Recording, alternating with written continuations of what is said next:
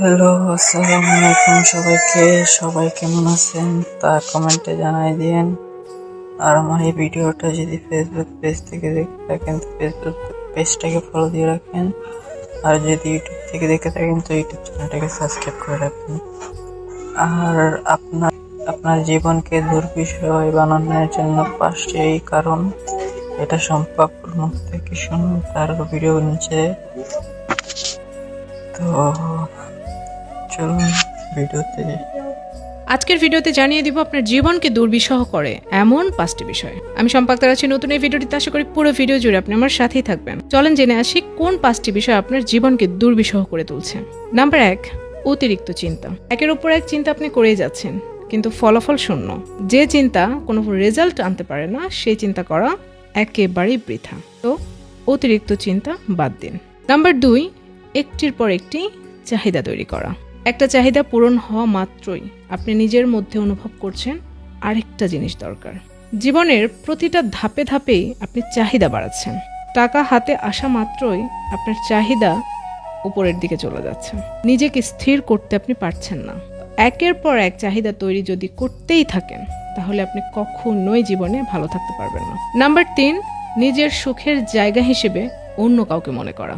আপনার সুখের জন্য যদি অন্য কারোর উপর ডিপেন্ড করতে হয়, সেই মানুষটা যখন জীবনে থাকবে না তখন আপনি সুখ কিভাবে পাবেন? তাই বুদ্ধিমান মানুষের কাজ হচ্ছে নিজের সুখ নিজের ভেতর থেকে বের করা। এমন কিছু কাজে আপনি নিজেকে ইনভলভ করুন যে কাজ সর্বদা আপনার সাথেই থাকবে।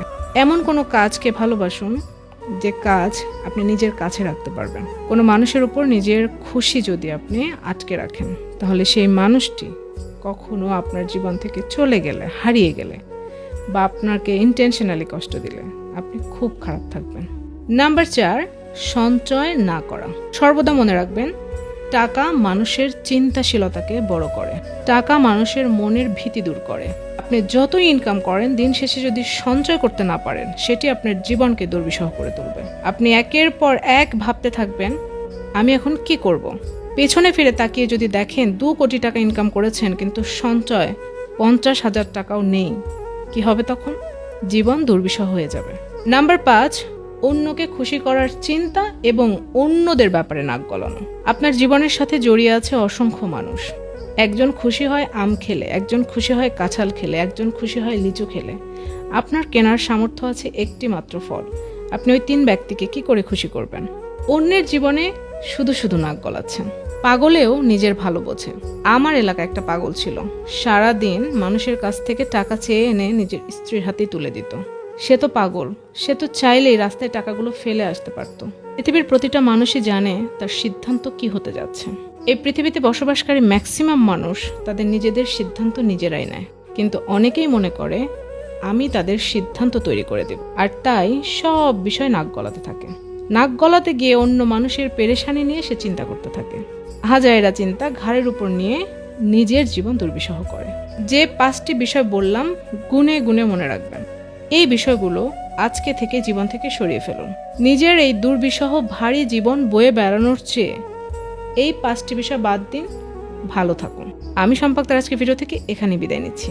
দেখা হয়ে যাবে অন্য কোনো ভিডিওতে অন্য কোনো সময়। ততক্ষণ পর্যন্ত সবাই ভালো থাকবেন। আল্লাহ হাফেজ। তো অনেকক্ষণ যাবৎ সম্পাপুর ভিডিওটা দেখলেন। তো আপনার মুখ থেকে সম্পাপু যেটি বলছে আপনার জীবনকে দুর্বিষয় বানানোর জন্য যে 5টি কারণ যেগুলো বলছে এগুলো কি সঠিক হলে আমাকে কমেন্টে জানান।